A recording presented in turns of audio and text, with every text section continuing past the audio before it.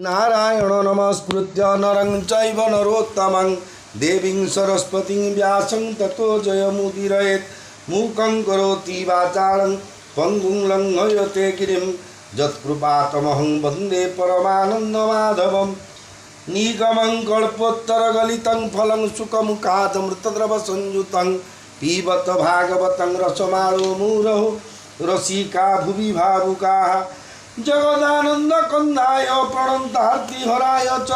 नीलाचल निवासाय जगन्नाथाय ते नमः। मोर प्रिय भाई भौणी माने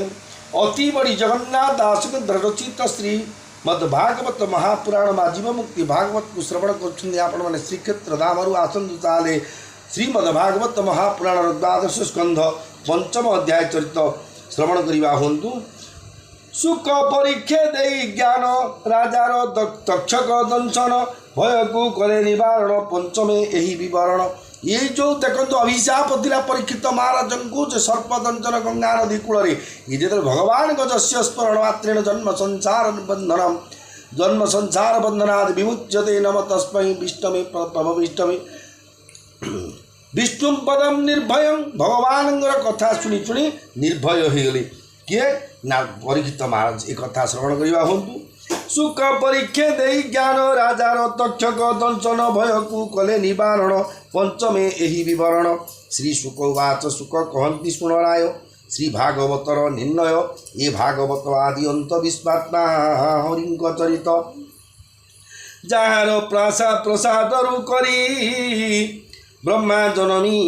सृष्टि करी जार क्रोध जात होई रुद्र जगत संहार होई शुण परीक्ष क्षितिपति मरिबु बोली जो भीति प्राणीता अज्ञाने करती तू एबे छाड़ यही भ्रांति जन्म कौनसी दिन नोहिछि तुम्भे तो राजन जन्म कौनसी दिन नोहिछ तुम्भे तो राजन आगरे जन्म नोहिब वर्तमान न मरिब उत्पत्ति स्थिति जार नाही विनाश होइब किंपाई पुत्र पौत्रादि ए तोहरो कही जे नुहंती कहार जे मनते बीजरु अंकुर तहु वृक्षादि अवतार से फल फल प्रत्यक्षे काल बीज अंकुरी पुणी वृक्षे तेमंत नुए पिता पुत्र संबंध जान परीक्षित यह से कहवा बुझाई जेने काष्ठरे अग्निताई अरणी करिता मंथिले अग्नि प्रकाश होए बोले प्रत्यक्षे दर्शन दियई अरणी भस्म से करई आपणे अंतर्धान जाइए भावे देह माया थाई योग अभ्यास मंथिले दर्शन पाई ताकू बोले से कर्म बंधन शरीर दग्ध करी हुए अंतर स्वप्ने जे मुंड काट जाई प्राण त्याग हुई न थाई निद्रा भंगरे मिथ्या हुए भावे जन्म मृत्यु दुई आत्मा शरीर बिलग जन्म मरण नाही संग घटर भितर आकाश से घट जेबे हुए नाश आकाश पुण्यमय दिशे घट विजोग रहे से भावे देह नाश कले जीव मिशई ब्रह्मकुले घटर विनाश होई जन्म मरण तार नाही ये जीव विनाश नुहई पुनः शरीर प्रकाश होई मन ही देह गुण कर्म आपणे करई सृजन से मन मायारु संभव तेणु जन्म मृत्यु लाभ माया देहर अधिष्ठान देह संजोगे विजोगेण जे सने प्रदीप जलई घृत बलिता जोग पाई ताकू असंयोग कले अग्नि अदृश्य हुए गले ताकू असंयोग कले अग्नि अदृश्य हुए गले हेमंत जीव कर्म जोगे देहरे संयोग विजोगे जन्म मरण तीन गुणे जन्म होई रज गुणे तम गुण नाश जाई सत्व गुण रुचे बढ़ई शरीरे आत्मा लागी नाही आत्मा जे ज्योति स्वरूप व्यक्त व्यक्त बेनी पर आकाश प्राय सर्वधार व्यक्त व्यक्त बेनी पर आकाश प्राय सर्वाधार सर्वव्यापी जे निर्विकार अंत उपमा नाही जार यही प्रकार आत्मा जानी आत्मा को आत्मा गुणे मणि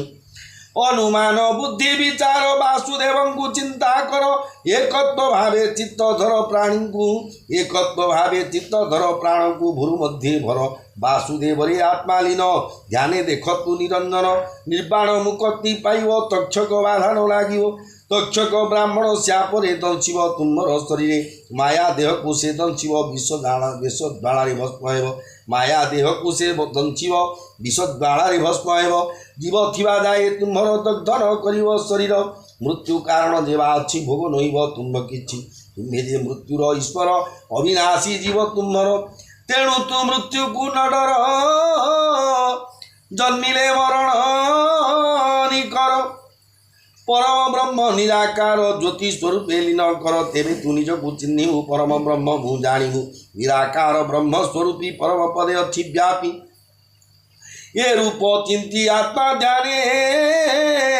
लय लगाओ निरंजने आत्मा आत्मा भाव जान सूक्ष्म रे ब्रह्म भाव पाई से निराकार लीन हो मरणे तोर शंका नाही तक्षक ब्रह्म श्यापे आसी तुम्भ चरण रे दंची से विषग्नि तुम्भ देह दग्ध कर भस्ममय तुम्भे जे ताकू देखिब ता देहे जीव जे नथिब जोग अग्नि रे तो शरीर प्रकृति जीर्ण सत्पर परम पदे जाइथिब ए माया देह न देखिब माया माया शरीर नाश जीव जगत प्रत्यक्ष देखिब तुम्भर देहु आत्मा जीव निराकार रे लीन हेव जा मते तुम्हे पुछा कल तुमको कहलु सकल सर्व आत्मा जे वासुदेव सर्व आत्मा जे वासुदेव एबे ध्यान रे तांकु भाव मौन व्रत होई बस पदारविंदे मनरस लय लगाओ तन्मन्न रे बस निर्वाण मुक्ति द्वारे ये तीरे नाही जे संशय एबे की इच्छा नृपक एमंत सुख मुखुबाणी बोलंती परीक्षित शुणी चित्त आनंदे पुलकित कृष्ण चरणे देई चित्त हे प्रभु परम पुरुष महिमा न जाणई शेष तुम्भर भाव तुम्भे दाण तो बिनु नाही परित्राण तुम्भ चरणे मन मोर काले रखिब चक्रधर आशा विश्राम बाना तोर मु आशा रख तो पयर नमस्ते देव नारायण भव जलरु कर त्राण कहती विप्र जगन्नाथ त्राही करिवे लक्ष्मीकांत इति श्रीमद्भागवते महापुराणे पारमहंस्यां संहितायां द्वादश स्कन्धे ब्रह्मोपदेशो नाम पंचमोऽध्याय भीमस्यापि रणभङ्गमुनिरपिमति भ्रमं यदि शुद्धं अशुद्धं वा मम दोषो न विद्यते नमो ब्रह्मण्य देवाय गो ब्राह्मण हिताय जगद्धिताय कृष्णाय आज्ञा हाँ हो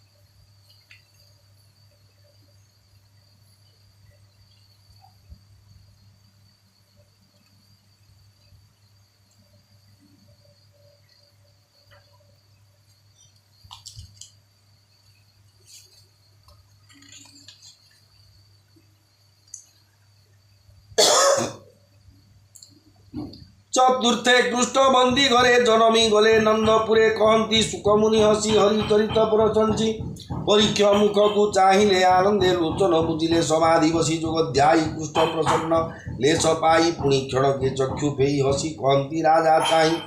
श्री शुकोवाच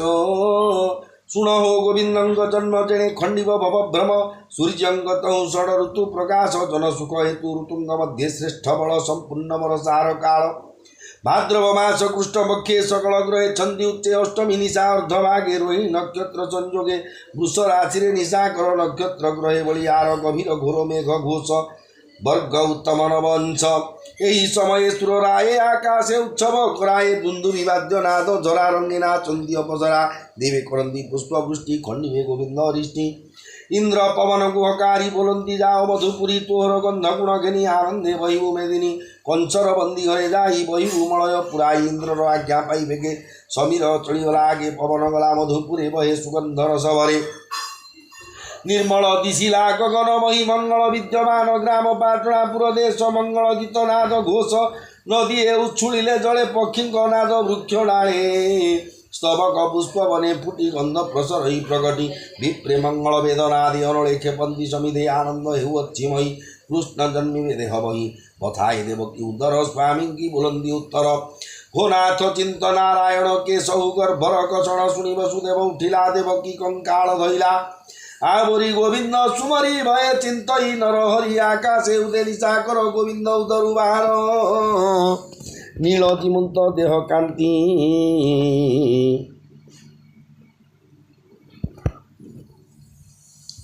नीलतिमुंत देह कांति ବଳୟମଣି ଝଟକନ୍ତି ନୀଳ ଜିମୁତ ଦେହ କାନ୍ତି ବଳୟମଣି ଝଟକନ୍ତି ପୀତ ବସନ କଟି ଶୋହେ ରୂପ କୋଟିଏ କାମ ମୋହେ କଟି ମେଖଳା ସୁନା ସୁତା ଉତ୍ତରୀ ସୁବର୍ଣ୍ଣ ପଇତା किरीट कुंडल कंकण पादे नुपुर ऋण झुण दिशई शंख चक्र तेज मर्कत स्तंभ चारि भुज गदा कमल शंख चक्र अधर चिन्ह हृदय गदा कमल शंख चक्र अधर उष्ठ रंग रेख श्रीवत्स चिन्ह हृदय स्वय रत्न पादुका बेनी पाए अपूर्व रूप जोगेश्वर देवमान वे गोचर देवकी प्रसवीण सुत श्रमे होइला मोहगत पछे जे वसुदेव थिला कृष्ण रूप गुणाइला स्थिरे चाहिला वसुदेव देखिला अनादि माधव क्षणे रहिला स्थिर होई कृष्ण देखि विचारई पुनि हारिला से ज्ञान चकिते विचारई मन मनरे गंगा स्नान कला अयुते धेनु चर्गिला ए पुत्र कंचन माइले देवई अलंकार तुले पुत्र नमले मोहरो सेवी विप्रंग वयर चाहिला गोविंद वदन पुनि पाइला दिव्य ज्ञान भये कंपयिता शरीर ए तनादि चक्रधर मुछार मनुष्य जीवन केमंते होइले प्रसन्न कि बुद्धि करिबई मुई कंचकुटरे मोर देई बोलो ये वसुदेव सुके हे किंपा जात मंचलोके तेजे विराजे बंदी घर तिले हे नदी से अंधार कर अंजलि दे शिर निर्भय बोलो ये उत्तर वसुदेव उवाच तोहर आदि अंत नाही प्रकृति तोते न जाणई केवल सूक्ष्म रूप शून्य मुनि चित्त ज्ञान गम्य तोहरी मायारे जगत महत आदि पंचभूत तहिरे नहु तु प्रवेश प्राय तो प्रकाश